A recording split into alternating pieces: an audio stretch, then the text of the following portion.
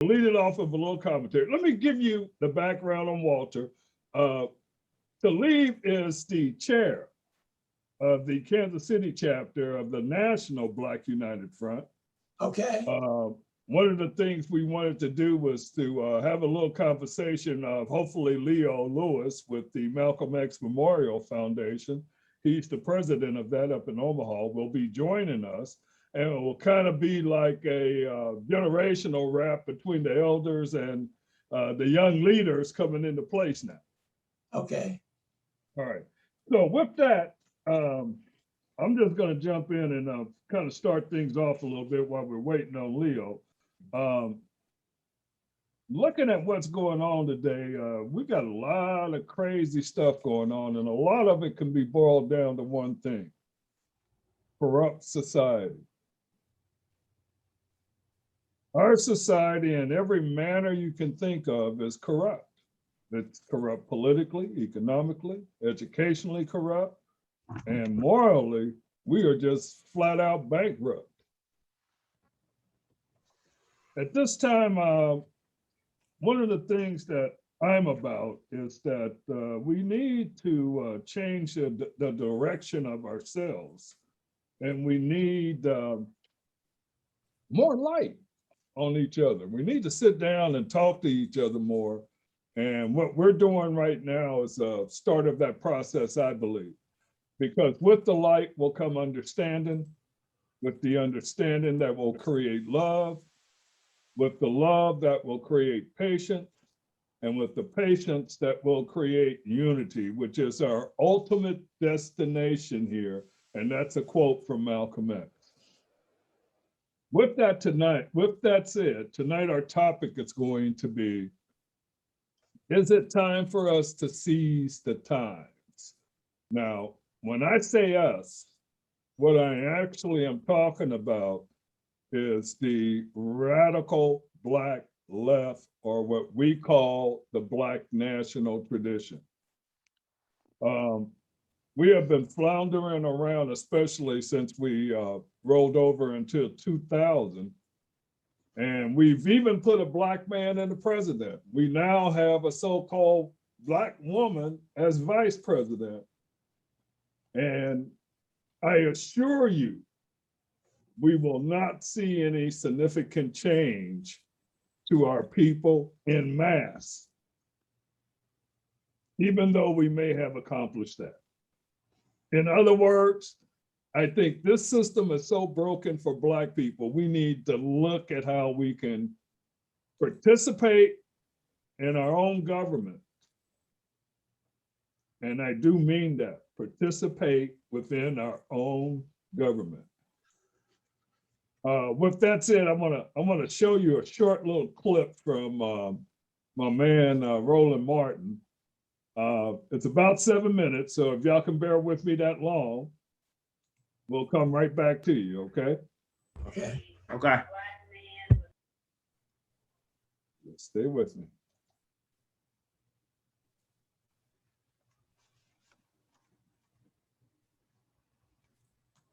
Come on, come on. There we go.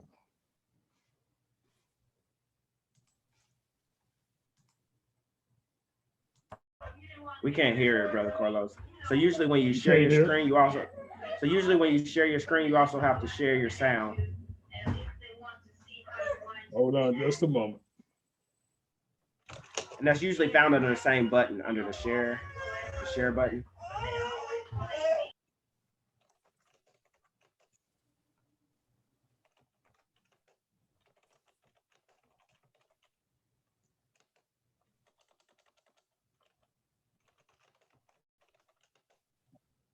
If you still can't hear it, we'll move on.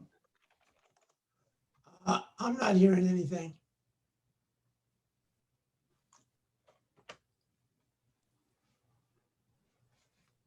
Well, we're all back together here. I quit. Yeah, I can't hear anything either.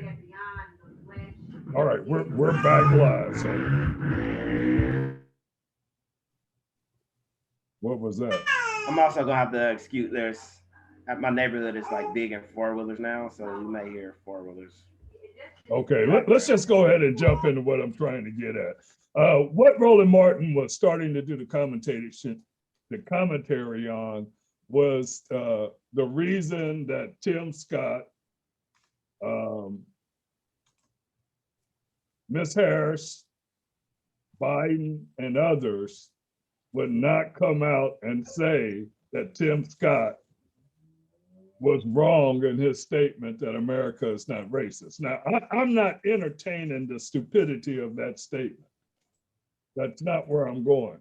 Where I'm going is that when you have to make a political decision based on a lie, then there's something very wrong with our system. And with that, let's start it off with Walter. Why don't you jump in there?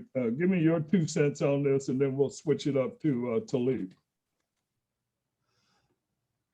Well, clearly, the situation is long past the point that the African American people need to really start thinking about the issue of power as being something that is attainable and directable by our people alone. I mean, pretty much since the 60s, definitely by the 1980s, when it was clear that after the Reagan administration was almost like the last nail in the coffin of mass civil rights, civil disobedience, no tolerance whatsoever for any type of street action, rioting, and so forth. The civil rights movement, in fact, your question kind of is fairly timely because, as you know, Vernon Jordan died not that long ago, and the former head of the Urban League, and I've been tracking him for a long time. And one of the things, you know, that they talk about in his obit is how in the 80s, he turned away from what has traditionally been called the civil rights movement, and he went to Wall Street and then built this whole new persona that wound up, being the personal confidants of President Clinton in particular and so forth. And the reason I'm saying that is I think it was clear to Vernon Jordan and a lot of us that the so-called traditional civil rights movement had hit the wall by the end of the Reagan administration. And in order to sustain itself, it had to relinquish fighting for the mass of Black people. I mean, we look at, say, Black Lives Matter. We look at all the marching that has been done basically in the last 10 years, just the last 10 years. 99% of it was over police brutality and killings. We don't march for jobs anymore. We don't march for education.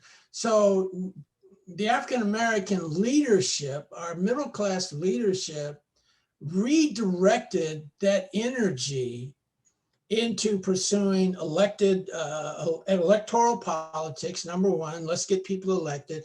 Number two, let's get people college educated.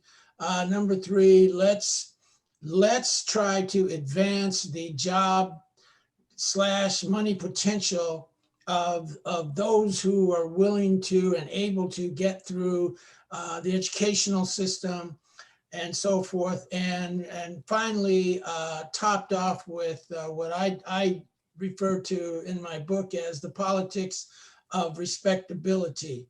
You know, let's dress right, let's talk right, let's look right, let's read the right books, let's do all of these things.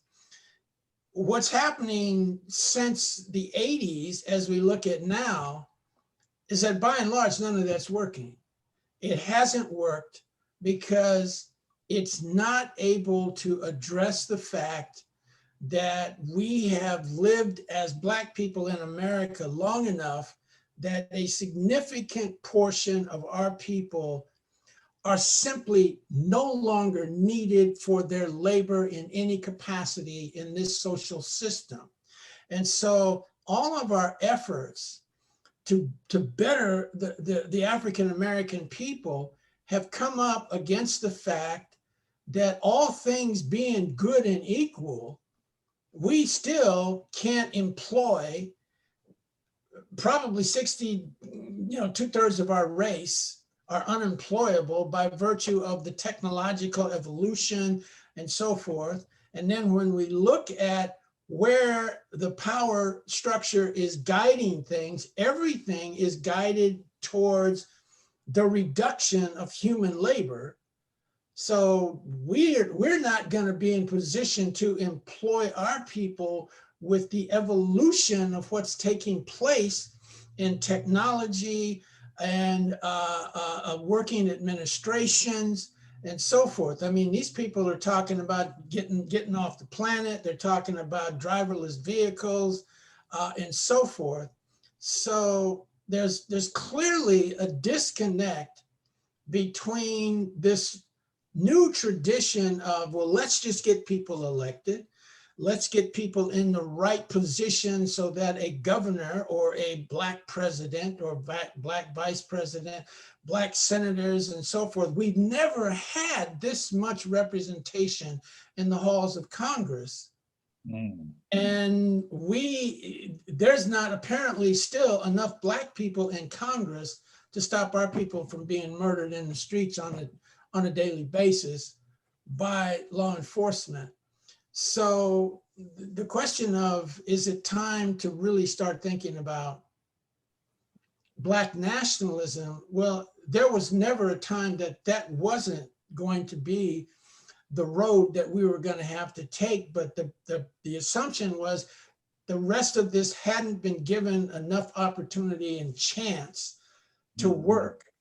And I don't care, we can have another, Kamala can come back in as president 4 years from now, and it's not going to solve anything, because we're not in position to really say, let's take a look at the entire evolution and direction of Western civilization as it is being led by the United States of America. We're still fighting for civil rights, which means we're still fighting for the piece of a pie that Dr. Martin Luther King said a few years before he was assassinated. I am beginning to seriously wonder if I'm trying to integrate my people into a burning building, that the civilization that we are fighting to become equal in, to be treated with respect in, is itself the problem and not simply the racism upon which it's founded. And let me turn it over to Talib, if that's kind of giving any kind of a lead in. Appreciate that, Walter. Go ahead, Talib. Thank you for that, Mr. Brooks. Mr. Carr, could you restate your question again for me, please? Well, our topic at this point is, with the failure, with the apparent failure of us being able to negotiate the current democratic system that this country used, so that us as a people will be able to rise to some level of being able to do for self.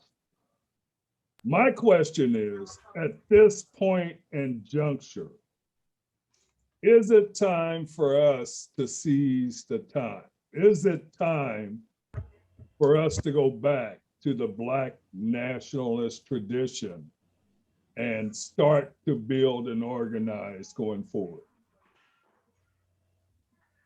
I thank you. Great question.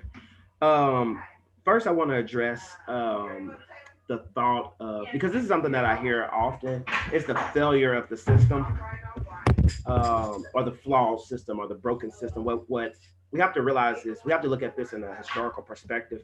Where were Black people, where were our people when these laws and rules were written? We were enslaved. We were held behind red line districts. We were held in clutches of sharecropping. We were never in a place where these laws and these rules were written to benefit us. So when we're marching in these streets and we're yelling, the system is broken, the system is not broken. The system is working the way that it's supposed to work. It's a white system. It's a white system. It's not put in place to benefit us. Yeah. So that's the first thing. And when we as a people can realize that.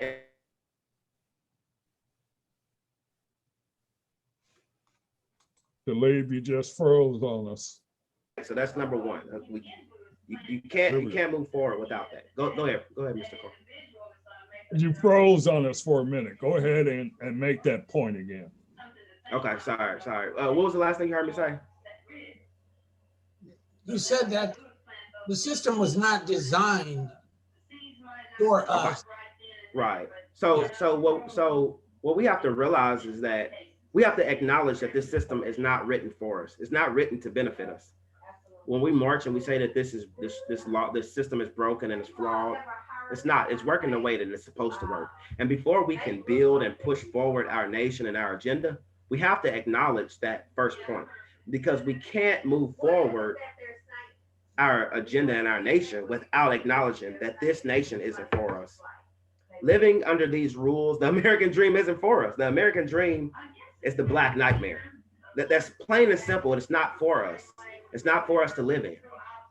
So that leaves us no choice but to seize the time, as you said. Black nationalism, in my opinion, is the only answer. The only answer is for us to build our own economics, to build our own, and if that is within a nation, then so be it. Or if that is repatriation, then that's it. But what we have to realize is that we have to get together and we have to build this together. That's building an economic system. That's building jobs and opportunities for our people. That's creating healthy Black families, Black man, Black woman families. Mm-hmm. From that, we're going to raise the children, and the children is the future. The children is the nation.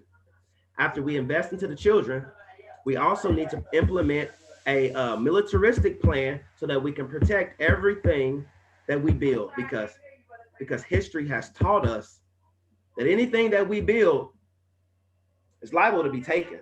So what I've learned from looking at our history, and every time that we build something, we build it, we have all these amazing things, but we have one important part. You have to be able to protect it. To the smallest insect, a snail has a self-defense system, it has a shell, it's frail, but it's a self-defense system. Why are Black people in this country the only people that do not have a self-defense mechanism? Yeah. We have to break that. We have to implement all parts of a nation. We can't implement the economics, we can't implement the education, we can't implement the farming, we can't implement the water security, we can't implement the clothing, and then leave out security. Yeah. It just doesn't work. It just doesn't work that way. We have to build for our own, and at this point, that is our only option of survival. Go ahead, Walter. I absolutely agree. The fact of the matter is, we have never been in a more vulnerable and insecure state as a race of people in the United States as we are now. And it also parallels the point that I made earlier. One of the great problems that we are facing in this country now is so many millions of our people are simply obsolete human beings to the social system upon which we live. The worst thing, the next worst thing to being slaves and evolving from all of that was actually reaching a point where they don't need our labor for anything. Millions of our people are simply not needed anymore, unless, of course, we were to voluntarily ask for re-enslavement, at which point, well, yeah, we'd all be 100% employable again overnight. So everything that we exist under, as he said, the water, the food system, there is nothing that we can say cannot be the last of which, since we're not getting the best of anything, the last of which we are receiving.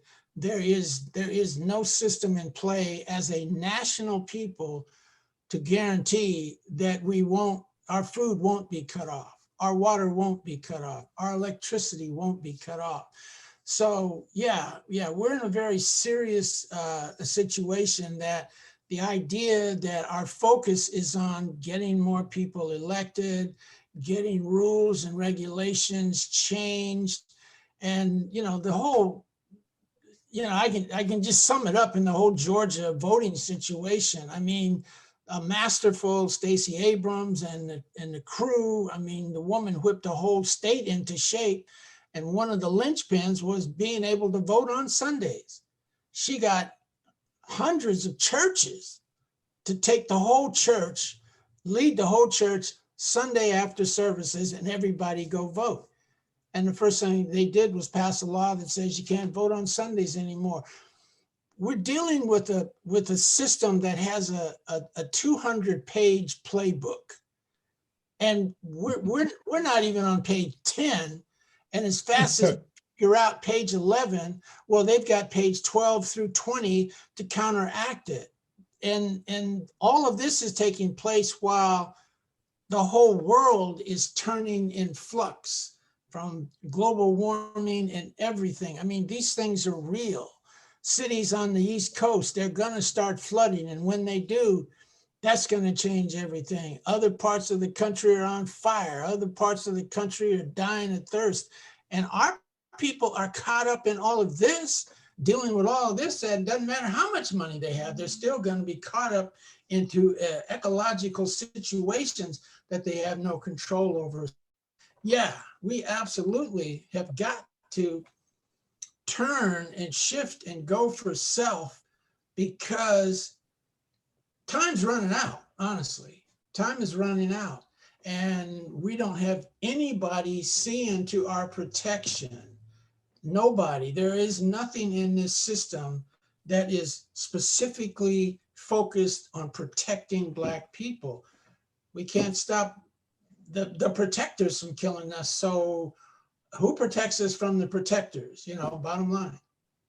This is so true. And one of the things that Walter, you brought out several great things, but the most important thing that you're bringing out here is when you look at us competing in the way that the world is structured today, technology-wise, we're so far behind that literally it will take us generations just to catch up on the technology, when a lot of this stuff came from us. We was just never got the patents or the companies to run it. The other thing is that I understand, for you to properly educate a full generation, you're talking 20 to 30 years just to accomplish that. Yeah. Go ahead, Talib. I'm sorry, I was talking to my daughter. Okay. Yes, I was talking to my daughter. Go ahead. Well, what all I'm saying is that with the late start that we have, and thinking that we're going to compete with the Western world on any level of electronics, manufacturing, any of that stuff, I mean, we've already lost that game. I mean, let's tell the truth. We lost that game. Doing the basic things about how do we see our future 40, 50 years from now is where we have to start thinking. And with that, I'm gonna throw it at Talib for a minute to respond.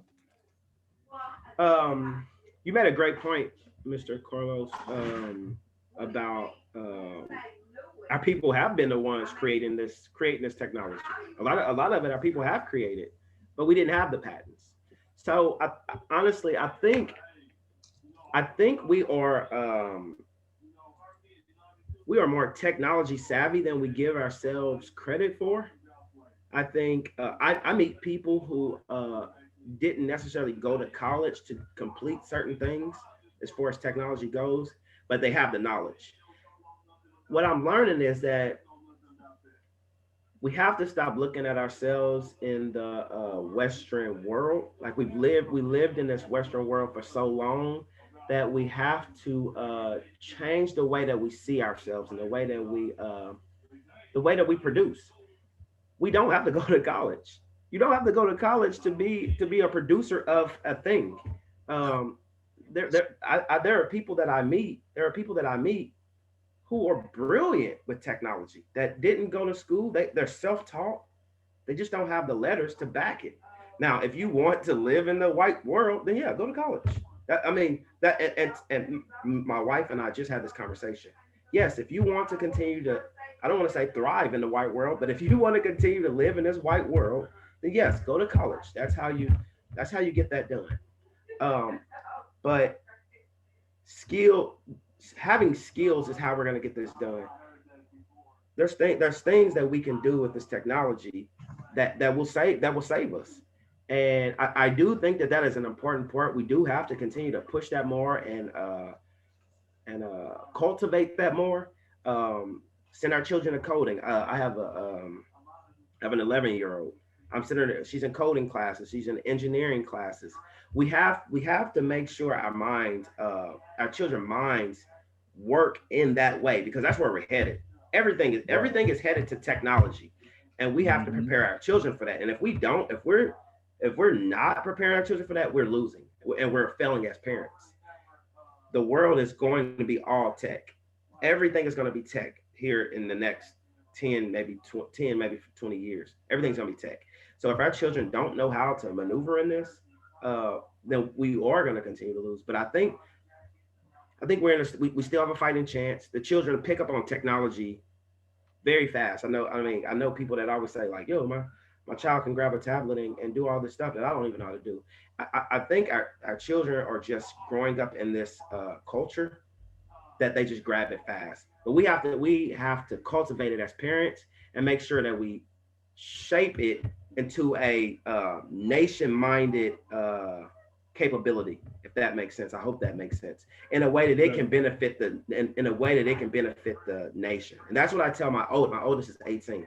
I say anything that you go into this world and gain, you make sure that you get skills that you can bring back to our community. Because it doesn't do anything good if you take it out of our community and don't bring it back. True. But that means the community has to make the investment, like you as a parent, into him as well, because that generally will bring them back into the community to do those things. But let me point out another important piece of what I was getting at is how much time will it take for us to fully start this process? And do we have that kind of time from where we are now? I'm going to pass that over to Brother Walter Brooks. Well, the bottom line with time is simply we don't have any choice. I agree with Talib that we need to orient our people a lot stronger, a lot more fuller and faster in advanced technology. But it still raises the question of we have to somehow, does that mean how will we generate our own energy if our energy is cut off? There's so many different elements here. And of course, the social system is saying that you get educated, your reward is in getting educated, and then you will be provided with a pathway to life success, and basically in the form of employment. As I'm consistently saying, the pursuit of employment is something that is only going to be beneficial to the lesser portion of our people because of the difficulty of creating the technological underpinning. So yes, it would be great if Black kindergartners all started working coding in the first and second grade. which is what's happening, in other places in the world. But time is working against us in terms of the breakdown of our own specific community cultures and the effects of all of that. It's not getting safer to live, it's getting less safe to live as a Black person, not only in the more marginalized and depressed communities, but even the middle class. I mean, all of the issues with the cops is people still act like that's something new when we've always been treated like that. We've always been profiled. We've always been managed. We say, well, look at this rise of white folks cursing us out on the street and in the supermarkets now, and calling 911 and all that. Well, as Talib said, the system itself was set up that any individual Caucasian person, by constitutional authority, had the right to stop a Black person anywhere they saw him in America and call him to account. Get over here. Who are you? Where are you going? What are you doing? This isn't new. It's new in the sense that new generations have come up and they were led to believe that stuff was over. That aspect of white supremacy was over. And it wasn't. There was a shift. I was having a conversation with somebody the other day, and I was saying, they used to just come and hang us. Just let's go to the Black side of town and snatch up some Black folks and burn them alive and do all this. Why did all that stop? Why did all that stop, particularly by the mid to late 50s? Why did they decide that, okay, well, we're not going to be hanging them from trees anymore? Well, they didn't decide to do that. They saw that the African-American people, particularly since World War II, and the community, virtually every Black community in America, having at least a subset of military veterans who simply were not going to allow that to happen anymore. So the shift had to be put back on the technically qualified and official law enforcement to keep us in check, to terrorize us, to remind us that being Black means there is only so much you're ever going to be entitled to in this country, and up to and including the right to life itself. So I think time is very much working against us. And the sooner that we get back to a genuine nationalist point of view, that this is about us. It's not about what's happening to everybody else, even though there's multiple oppressions on multiple levels throughout this social system. We have to start thinking about us and what are we going to do? How are we going to survive? How are us going to survive the coming years in this country? Everything else to me is distraction. That's true. With that said, I'm gonna bring it back to Talib because there's something that I'm very much interested in, and that's actually a 3-step process. Inform, indoctrinate, organize. How do we get these things done? Good question. That's a great question. So one of the things that we do, we have a few programs with the National Black United Front. We have Sankofa Study Circle where we discuss things that's going on in our community. It's essentially a book club every Tuesday, but we also discuss what's going on in the community. That's one of ways that we inform. 2, you said indoctrinate. So we have to flood our social. So right now, social media is it's everything. Social media is king at this point. So to keep information circulating across the internet and to stay in people's face, that's how we indoctrinate. Also, making sure that we stand in contact with Black households so that and keeping our children together.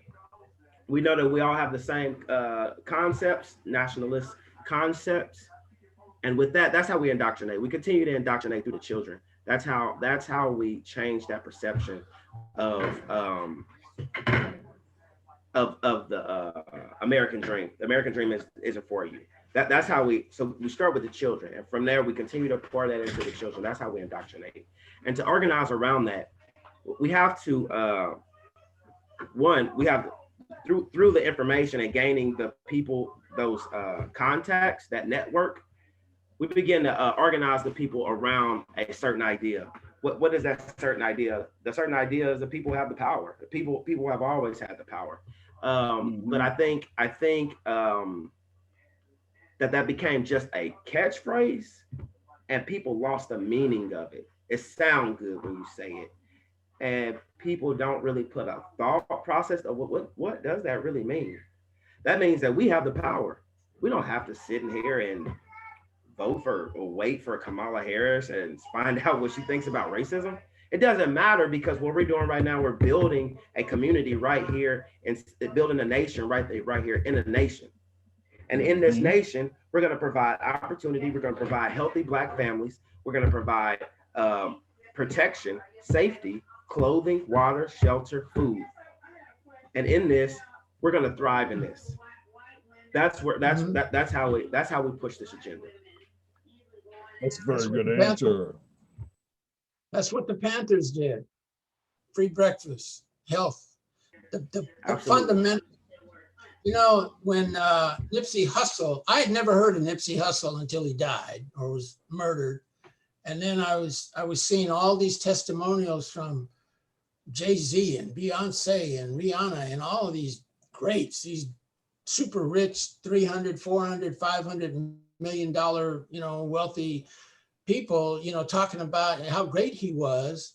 And so that I'm looking into what he did and his monument, if I'm saying the name of his store that he built in South Central with, consumer goods. And I think there's a recording studio in there and so forth. And I kept going, where's the Jay-Z store? Where's the Oprah store? Where's the Rihanna store? I mean, Black children probably account for $1 billion worth of candy every year.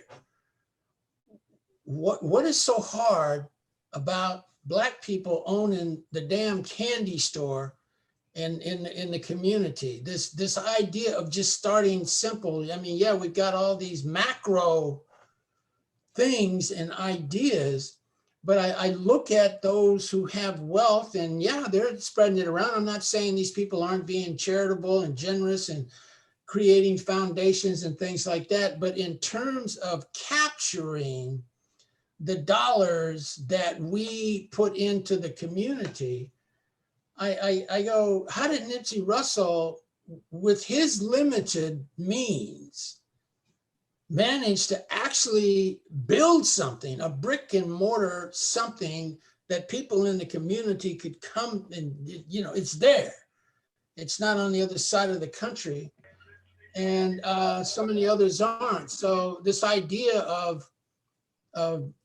dealing with the necessities of life, and I'm sorry, candy is a necessity of life for children.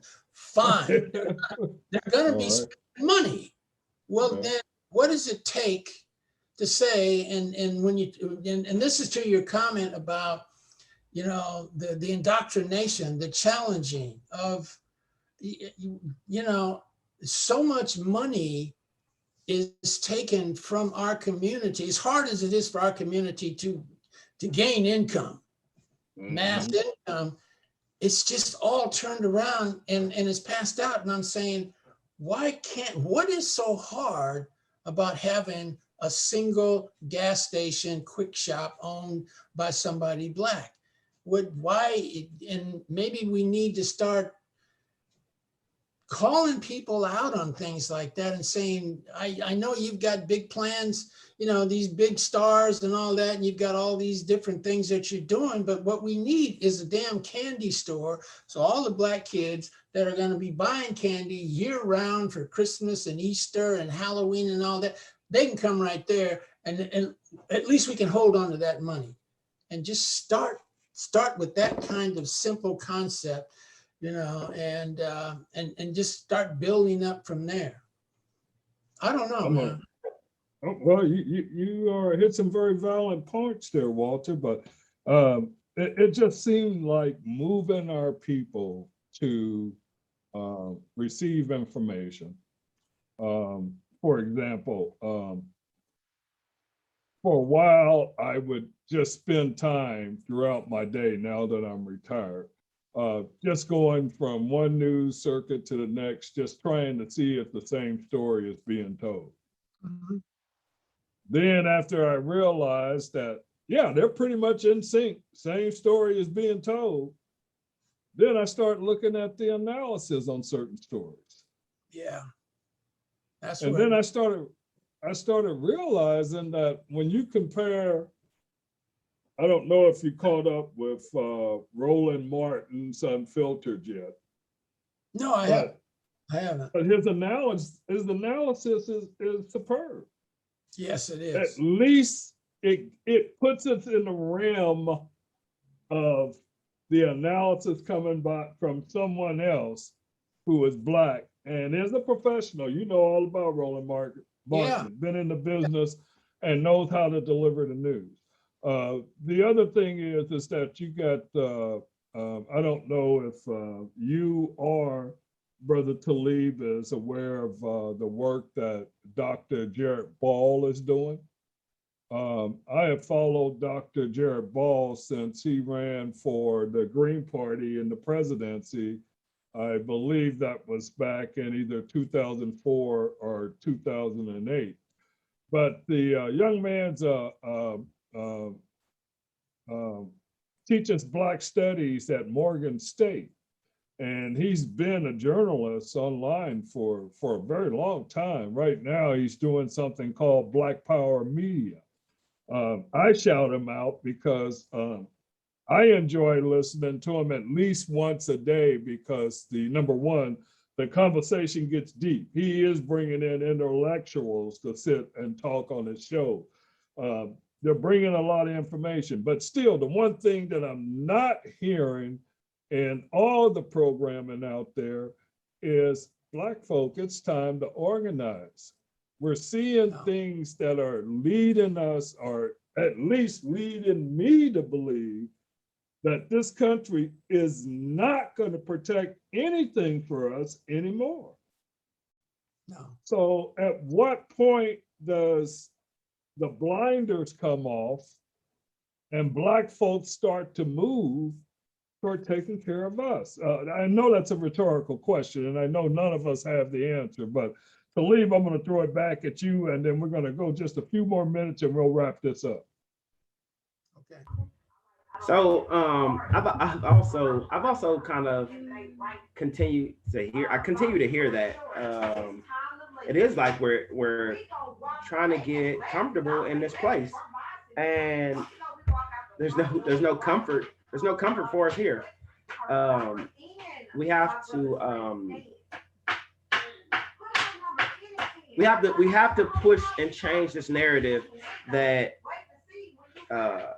police reform is going to stop getting us killed, and voting in Black electives is going to change the agenda here, as if there aren't lobbyists and they're there for them to push whatever agenda they want them to push. I don't know. Yeah, I don't know how we get that on the big screen, because I don't. It's the grassroots. It's the grassroots work, right? I mean, everything starts in the grassroots level, and I think once we continue to work with other grassroots organizations down on this level, the work will start. It'll start to work from here and go up. Let me interject something real quick. Believe. Let me interject something real quick, and then I'll let Walter take it. It used to be, at least during the civil rights era and moving forward, if you wanted to organize, you involved the Black church. But even today, the Black church isn't what it used to be. No, nothing. So it's no longer that refuge, that place of meeting, that place of ideals, that place of empowerment that the community used to have. Now, with that said, Kwame Torres taught us that if you're going to organize, is that you organize through organization. And one of the few things that I'm hearing at this point in time is that organizations are starting to come together under one banner. I'm going to throw that at Walter, and then Talib, I want you to wrap it up after Walter. The opposition that we face, the broader white supremacist, racist opposition, they have understood what the message of what you just said. That's why so many of the organizations that may have been grassroots in the 50s and 60s, they're not that anymore. You look at your traditional organizations, you have to look at the funding. Where's an organization getting its funding? You know, the church, the one thing that the church had that it could say pretty much nobody else had was clearly the people who come in and sit in those pews, they're paying for everything.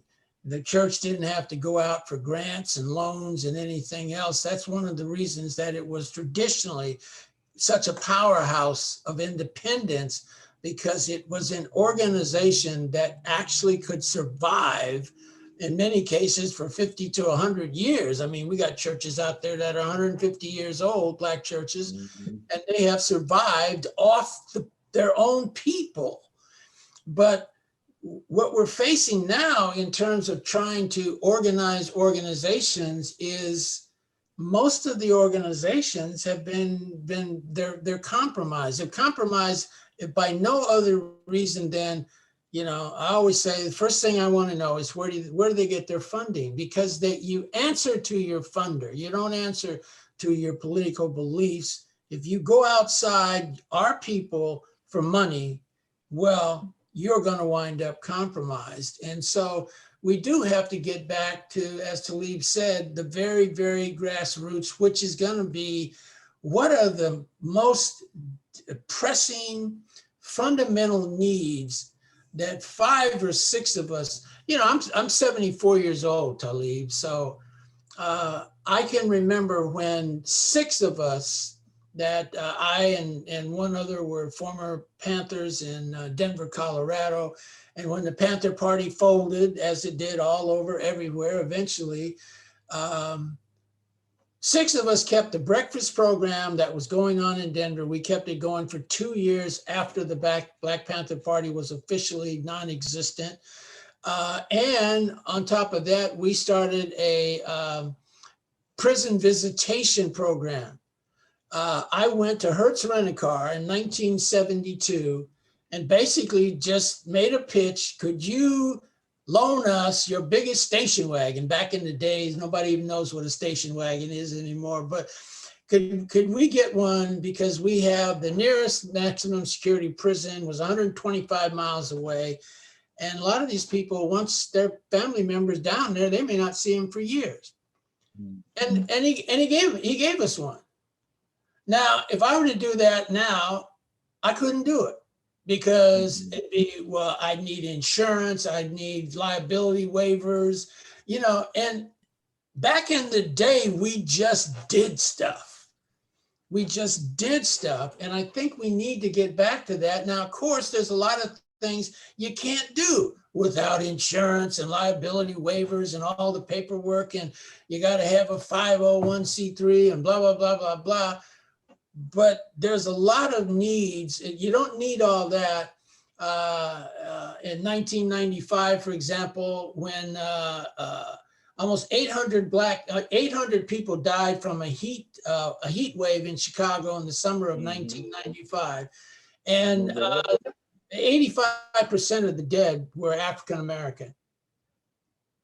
What would it have taken for an organization to just made it a point to knock on a lot of the doors to just say, is everybody here okay?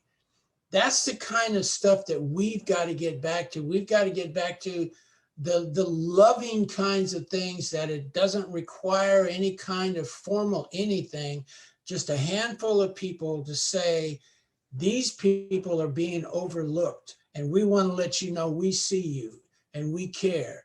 And if there's anything, you know, I mean, COVID was a great opportunity. And I know a lot of organizations really picked up some steam by just getting some groceries to people, you know, little stuff like that. Those are the issues that we have to get back to, and then kind of build that little support, because unfortunately, if you're not providing some kind of a service in the long run, I don't think our people are terribly interested, you know, and it's kind of a catch-22, because on the one hand, I think that we have to get past, well, if it ain't free, I'm not interested. But it doesn't, but not being free doesn't mean it's got to cost $20, but it can be, you got to give us $1, because we want to keep this going so that we can do it with somebody else. So whatever that grassroots thing is, there has to be something that's going to meet a need, number one. And then number two, you've got to support us. We're not the welfare. We're not the government. We don't have money. You know, we're doing this on our own. But yeah, I totally agree. Yeah, we got to get back to those raw fundamentals. When Stokely and them, Kwame Ture, as he gave himself eventually, but Stokely Carmichael and Rap Brown, hey, they didn't go back down in the Delta with suits and ties on. They put the overalls on. They went out and picked cotton with the sharecroppers, because, you know, hey, you show us something, and not just come to tell us that, you know, we don't have to take this stuff. So we're in a tough situation. And I'm not sure if the media, the electronics and the DMs and the social media reign supreme, but by the second token, that also distances us. We think that we're close together because we see each other on screens and all that, and actually we're not. You know, so that's my kind of final thought. Is I totally agree. You know, with the work of the United Front. I lived in Omaha for 40 years, so I know, is that the same United Front that was started by Emmanuel Sellers and those individuals back in the day? Is that the Black United Front of Kansas City, or is it something completely new now? The original chapter, I believe, was started in New York City way back in the day, if I remember correctly. I just remember there was one in Kansas City. I remember there was one in Kansas City. Yeah, the one here in Kansas City has, but the one here in Kansas City's been around at least. It's our 40 year. We're going on in October. 40 years? Yes, sir. I mean, that's a long time, because I left in 95, and I was a member when I left Kansas City in 95. So, and I was gone 26 years. So I know it's been around for a while. But Talib, let me go ahead and give you the final wrap up on that. As far as how are organizations organizing with other organizations? That's a great question. So one thing I'll say, a few things under Trump, under the Trump administration, that created a lot of, I want to say under the Trump administration, as well as COVID, what it did for Black people was tell Black people you're on your own. Yeah. And when we are back against the wall, and we see the big picture that this is the enemy, and this small bickering across these little areas here that we have in our community aren't as big as we portrayed them to be initially, this here is the beast. And then on top of this beast, we're gonna lay a pandemic on top of it. Yeah. So under the Trump administration, I never seen as many Black businesses start because we knew that we had to get it for ourselves. Yeah. We knew Mhm. economics is the way to win. Yeah. We had to go chase this money on our own. Yeah. I never seen so many people getting their hands in dirt, planting vegetables, fruit, and herbs. Yeah. Yeah. And in the midst of COVID, and also the heightened, I'm going to put a quote on a heightened police brutality, because we know that it's not heightened. it's what it's been.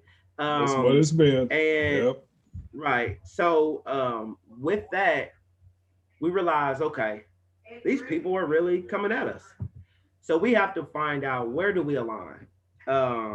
And with that, I'll say in Buff, in Kansas City, we have created, along with three civil rights organizations, SCLC Kansas City, Urban League Kansas City, NAACP Kansas City, and also the Urban Summit in Kansas City. We created what's called the Urban Council. So we attack a lot of city issues. KCPD is one of our big ones. KCFD is one of our biggest issues. And then also the HR department is also, Kansas City HR department is also one of our things as well. So, and then of course, a portion of that is also education. So, I mean, it's huge. So, but we're realizing we are able to do more work together, where we can focus on this. But when we come together, we not only bring more attention, we bring more people, we bring more crowds, we bring a stronger force. What did Brother Nelson Mandela said? We're stronger like this. Separate, we can be broken easily individually, but when we come together as a fist, we're gonna come together strong. And that's exactly what we've done. We've taken it straight to KCPD. We've taken it straight to KCFD. We're meeting with the city manager. We're working on issues within the city. And then also MBUF KC is also working with other organizations in the city. We're working with, we've done things with Uzazi Village, which they're natural birth workers. We've done things with, we're in contact with the Black Panther Party here in Kansas City, talking about internal violence.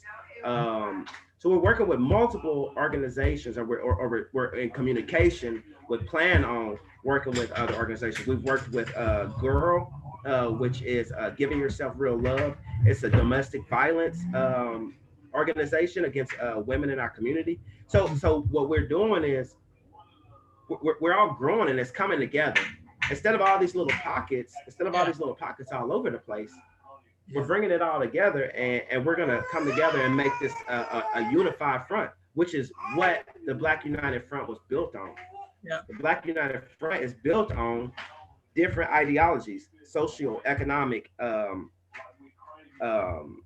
religion, political, whatever that is. You leave all that at home, and we come here with the simple fact that you're Black. And that's the basis that we're fighting for. And that's what makes it so easy for us to work with other organizations, because that's where we live. That's our foundation. So it's easy for us to work with our other organizations. We say, okay, well, I don't agree with that, but that's okay. Where do we agree? And where we agree, let's fight that. Let's fight that. Let's not focus on what we don't agree on. Let's attack what we do agree on. Well done. Totally agree with those sentiments. Looks like our last guest is trying to check in here. Let's see if he gets in. But while we're doing that, I got one thing, and I just can't let you guys go until I bring this up.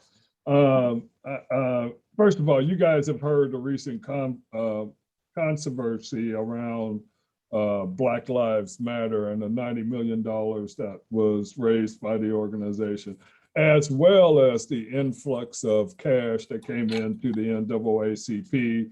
And just recently, I saw a historically Black college have received some huge donations just recently.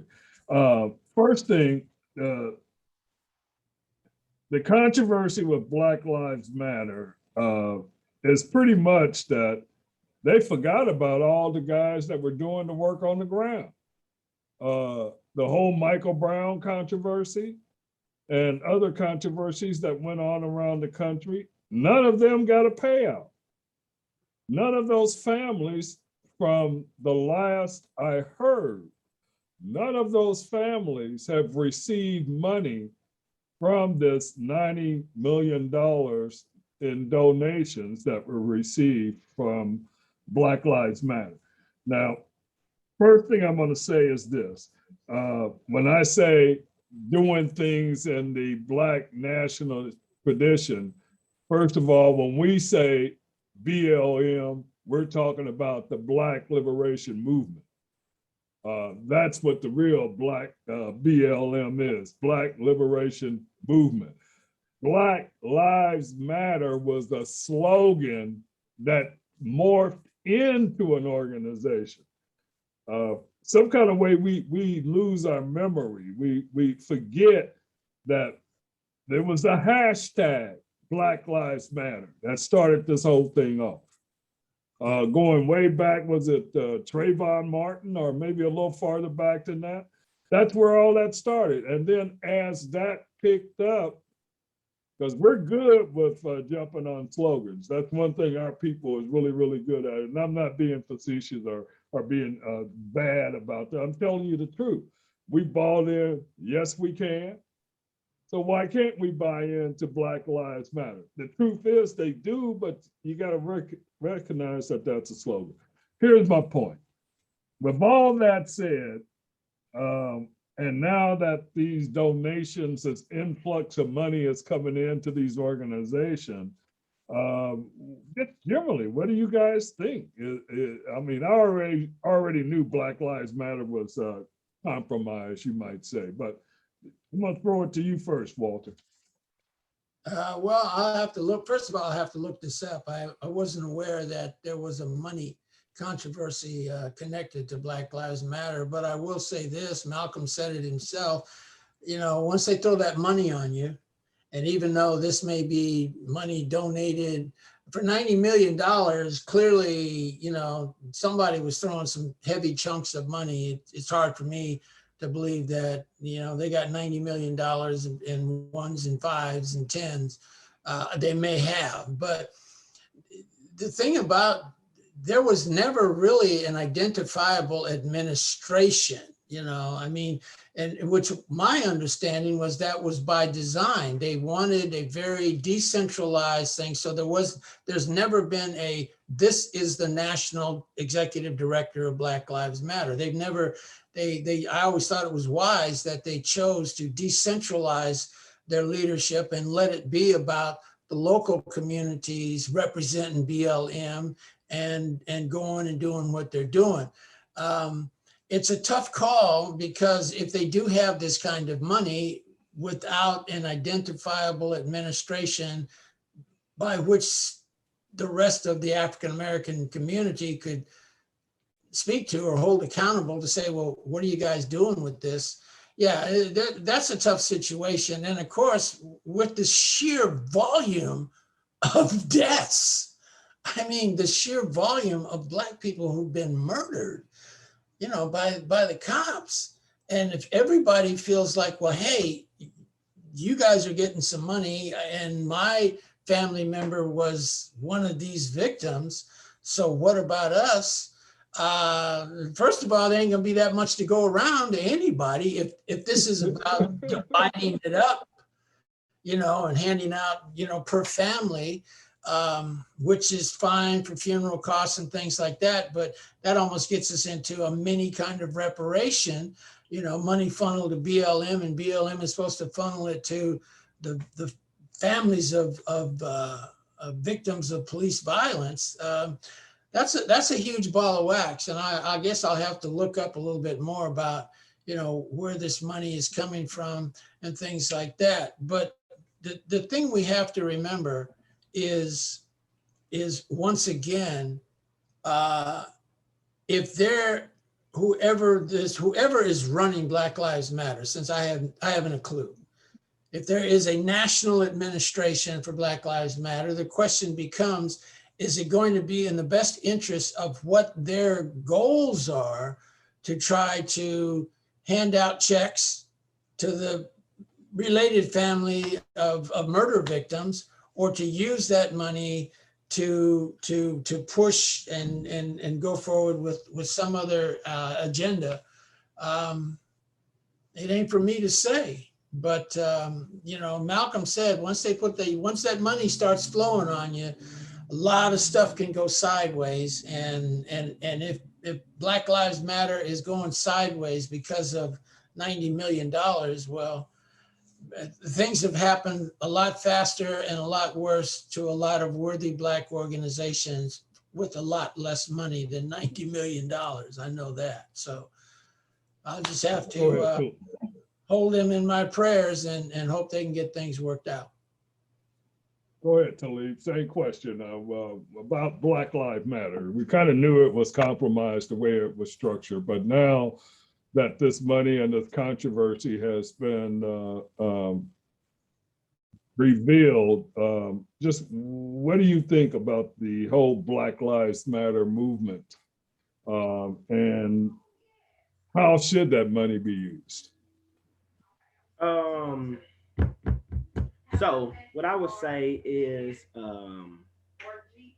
as far as Black Lives Matter, from my understanding, it was started, or I don't know if it was started, but it was initially funded by a multimillionaire. I want to say his name was George Soros. Soros. Yep. George Soros. I want to say his name was. So I kind of question things who have Black or white people behind them, especially in the foundational period. So that's one point. Two is, like you said, it was a slogan to begin with. It was. I understand the concept of we don't have a leader, because if the leader is removed, you know, the tail, cut the head off, the tail falls. I understand that, but also there are better ways to do that. Train everybody up to become a leader, right? Train everybody up to become a leader. Then no matter what, there's a leader to take the place. So versus just being a movement. And I don't know that they ever actually call themselves an organization, but from my understanding, it was always just a movement. But as far as that money and the missing of it,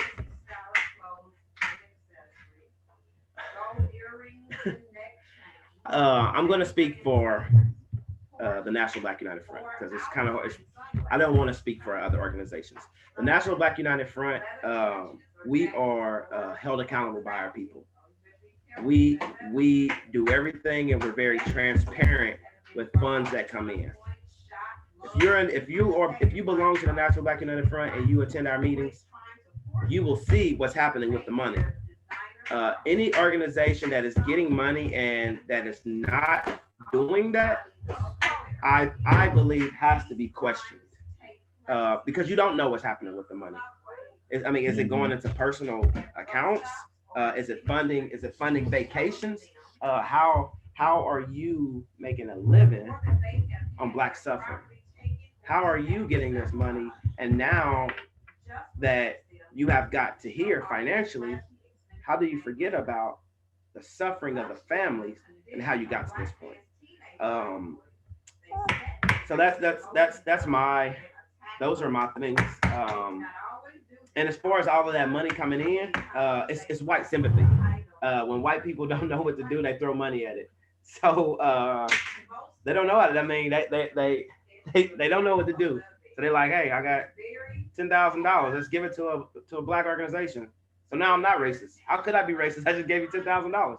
So that's you have to know the opposition, and that's what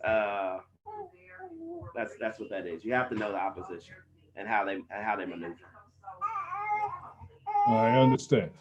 Now, with that said, Leo, I'm trying to see if we can get you in here. Did I lose my sound? No, I'm Are still you here. guys? Can you hear me? Yeah, I can hear you. We just Yeah, can't see you. Yeah, I'm in a very low lit area, so the camera wouldn't do me any good. All right, no problem at all. Leo, you're coming in on the end of the conversation. You know Brother Walter Brooks and who he is. We also have Brother Talib, who is the chair of the Kansas City chapter of the Black United Front. Brother Talib, Brother Leo Lewis is the president of the Malcolm X Memorial Foundation up in Omaha, Nebraska. Good Brother evening. Leo, go ahead, brother. I'll just say good Good evening evening, to my Lee, brother. Walter, Carlos. Good evening, my brother. That's all. Go ahead, We're Carlos. gonna get ready to wrap this up, but since you're here, you might as well go on and give your 2 cents. The conversation started off as, is it time for us to seize the time? And that question is directed with us being the Black national tradition. Is it time for that type of politicking to come back within our communities at this time? Okay, understood. I think that it's been time. It's one of those things that never left. We've always had this conversation. We've had this conversation for, at this point, almost 3 generations. Since the 60s, we still, and prior to the 60s, we got to talk about Reconstruction. But this is something that we have been attempting to achieve for quite some time as a people, when we started to see our ownership and our existence be merged into a country that was plotting against us and has continued to plot against us as a people. When I say us, I'm talking about the African diaspora, I'm talking about the Moors, I'm talking about those who are considered Black by the definition of the law in legal terms in this country. So it's beyond time to seize the time. I would say that. And for every generation that we go without not acknowledging our culture and acknowledging our existence as an ethnic and cultural group of people, then we just end up further and further behind. Sure. And we're going to move that up. Thank you for those comments. We're going to move that up to one of the other questions that we had out there, just to get your input on it while we got you there, brother. We were talking about how we can organize. And one of the questions I had thrown out, and Brother Talib did an excellent job in explaining what his organization is doing. How do organizations organize with other organizations? What's going on up there in Omaha, Nebraska? With the Malcolm X Memorial Foundation in particular, we recently updated our mission statement to be the Malcolm X Memorial Foundation and preserve the birthplace of Malcolm X, to expand on the development of the birthplace of Malcolm X and the 18 acres that it sits on, that we are in possession of, and to incubate organizations towards the movement of Afro-Americans and Afro-Americans bringing their cultural gifts to a fullness through organization. So we typically have historically just preserved the birthplace of Malcolm X and done some education, but now we are moving into a place where we are incubating organizations that really want to move the entire populace of Afro-Americans forward. That's So that's our fantastic. position now. Yeah, and I love hearing that. Talib, you want to respond to that real quick? No, that's amazing. That's amazing, brother. Leo. I would love to get your contact at the end of this, because we're gonna be coming up to Omaha pretty soon, and I'd love to link with you so we can visit the memorial. Excellent. Yeah, no problem. Okay. I just think anytime that grassroots organizations are doing anything to network and combine efforts, we're able to get more done. More gets done that way. We're able to push a stronger message. So I'm all for it, and I appreciate Brother Leo for doing that up in Omaha. We're gonna go ahead and get ready to wrap this up. And Brother Leo, I do appreciate you coming in. Brother Talib, we're gonna have to give you some more props because I didn't realize this brother is a firefighter. That's the only reason we're doing this interview tonight instead of my regular slot on Monday, because I had to work around this brother's schedule. So Awesome. before I forget that, brother, we appreciate what you do out there. Thank you, Brother Carlos, and thank you for working with my schedule. I appreciate that. You know, the funny thing is, my wife laughed about that because nobody ever knows that I'm a firefighter because it's just not my initial thing. You know, like my thing is liberating my people, growing my family, raising my family's mind, and so that we can push this nation. So for me, that is as my wife says, the American side of me.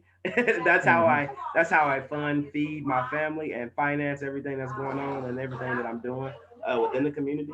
So yeah, my ultimate goal is, you know, the people. But I appreciate that. Go ahead, Brother Walter. I got a question for Brother Talib. I'm curious, were you wearing glasses? Were you wearing corrective lenses when you became a firefighter? No.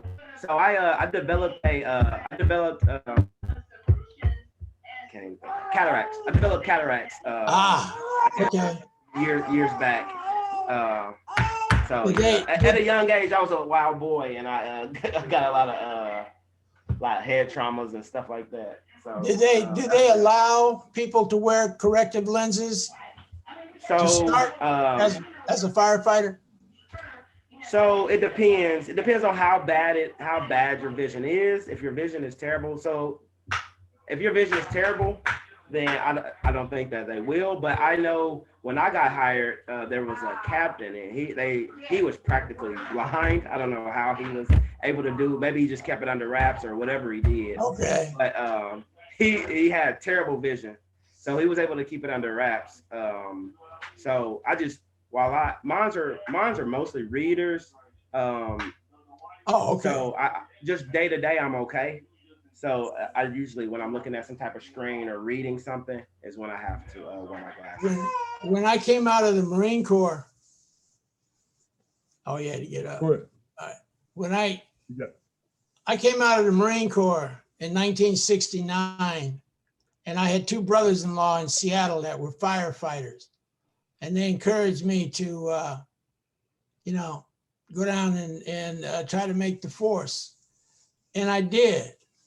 I went through the whole thing, the testing, all the physical stuff, 2 panel interviews at the end.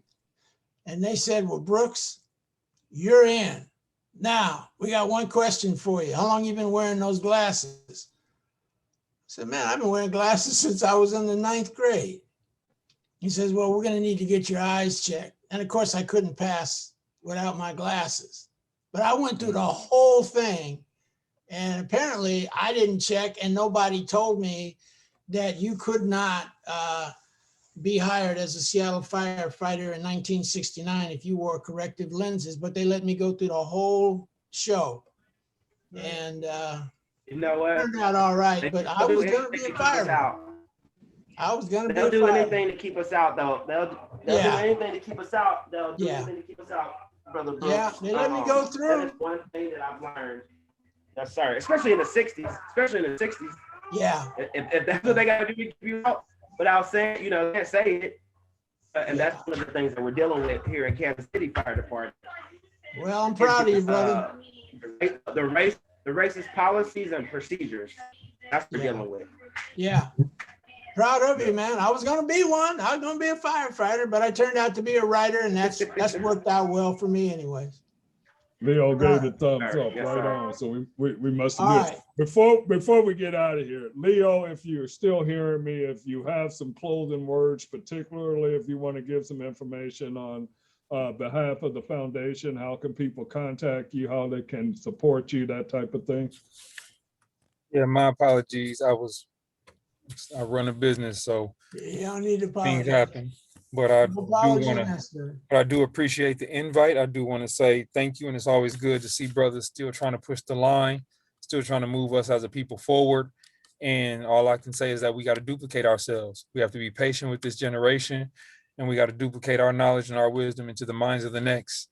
And in any way that we can do that, via spoken word, writing, social media, whatever. We're in a great time right now where we can cross generations of information. Information no longer just siloed in our elders. We can take information from one generation and immediately translate it to the next generation, all on the same platform.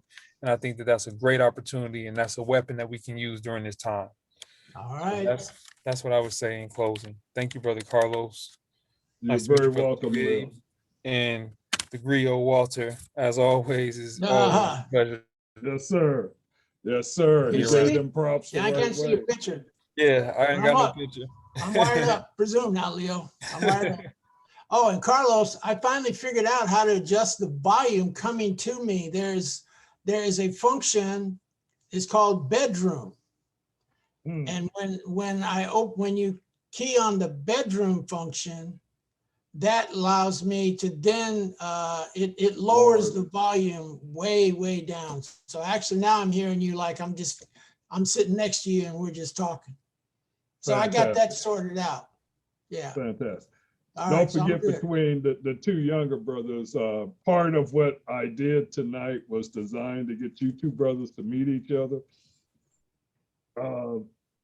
Very rarely do you have an opportunity to be from two separate cities and then bring components of those cities together. Yeah. And to give you an example of what I'm talking about, both Walter and I served on the Malcolm X board with Leo, 10 years together?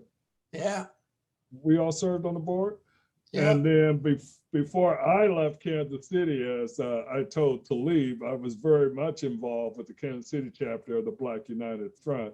In fact, I was one of the mentors in the Simba Falami program because two of my sons were in Simba. So I supported the program, not only with my sons, but becoming a mentor with the program. And I did that all the way up until I left. Really enjoyed working with Mickey Dean and all them brothers, and I'm quite sure you know them all, Talib.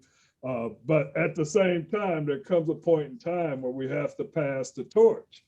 And as Walter and I came to that decision in Omaha with Brother Leo, we end up passing the torch down to him to take the reins. And as Mickey and Ajamu and the brothers did here, they passed the torch on to you, Talib, and I believe they got a very good, solid young man in place that's willing to do some great work, and I'm looking to hear some very great things from you and the organization now that I'm back in the city.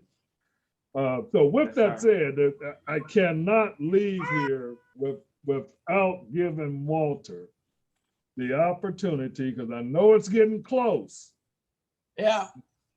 Give us the update on this work you've been doing, brother.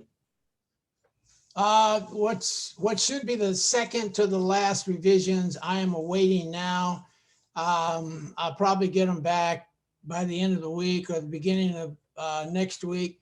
And once I check those off, then I'll call for a proof book, and I will get a copy of a proof book, and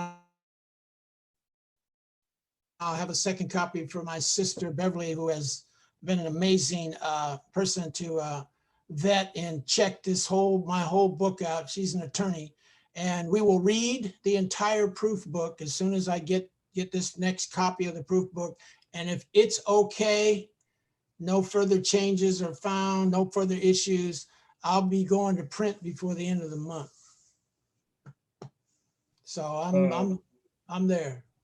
I'm there. Right. That's great news to hear. And of course, Leo and I are well aware of the piece you're doing. Would you like to share just a little bit of that with Talib? Talib, I've been working on a book for some time. It is called Trust No Shadows After Dark, subtitled African American Genocide in the United States of America. So I am taking an expansive historical / social analysis / futuristic look at how did we get to where we are today, which is what we've been discussing in this session today. And if there are not some serious changes in the trajectory of what's happening to Black people in this country, I'm basically making a case for it's going to take our genocide to stop what's going to come next. And what I've done is analyzed it in terms of the education system, the economic system, the prison system, the living conditions in the Black community. That chapter is zip codes and concentration camps. I'm saying that they're not going to be hauling us away in trucks and trains. Everything that's happening to us is happening in place, right where we're living right now. I'm looking at the violence. I'm taking what I think is a little bit different assessment of Black on Black violence, its roots, causes, and also I have grounded my entire project on a very long-term detailed study of the work of Dr. Raul Hilberg. Raul Hilberg was the world's leading authority on the Holocaust. And he wrote a 3-volume, 1,200-page assessment of how the Nazis set the Jews up and completed that entire thing. And in studying this man's work, I am convinced that there was a great deal of parallel issues that he pointed out as to how the Nazis evolved the extermination of 6 million Jews. And I'm making a case for it's all in play right now, and we really need to take it serious. So hopefully I'll have books ready for distribution and purchase by the 1st of June. Gentlemen, thank you very much. That's very powerful. Thank you all very much for. You can see it. This is my first proof book. Yeah. Very nice. I've got, I put 20 years into this, actually. A good solid 20 years into it. And I think it couldn't be coming out at a more appropriate time. So. You want to know the interesting I'd love piece? to make sure. Yeah. Talib, you hit on some very important points that he hits on in his book. When we were talking about, was it time for us to seize the time? And you said, yes, we need to learn from our past and grow those communities we used to have back in the day, but we need to go the next step and add security. That's a little bit of where this brother is going with his book. And I'm not going to give too much of that away. I'm going to let the book come out, let him give it all out there. Let me leave Brother Talib with a quote that actually I open my book with, and then I'm going to have to go. This is an opening quote. In the final analysis, racism is evil because its ultimate logic is genocide. Hitler was a sick and tragic man who carried racism to its logical conclusion. And he ended up leading a nation to the point of killing about 6 million Jews. This is the tragedy of racism because its ultimate logic is genocide. If one says that I am not good enough to live next door to him, if one says that I am not good enough to eat at a lunch counter or to have a good, decent job or to go to school with him merely because of my race, he is saying consciously or unconsciously that I do not deserve to exist. Dr. Martin Luther King Jr.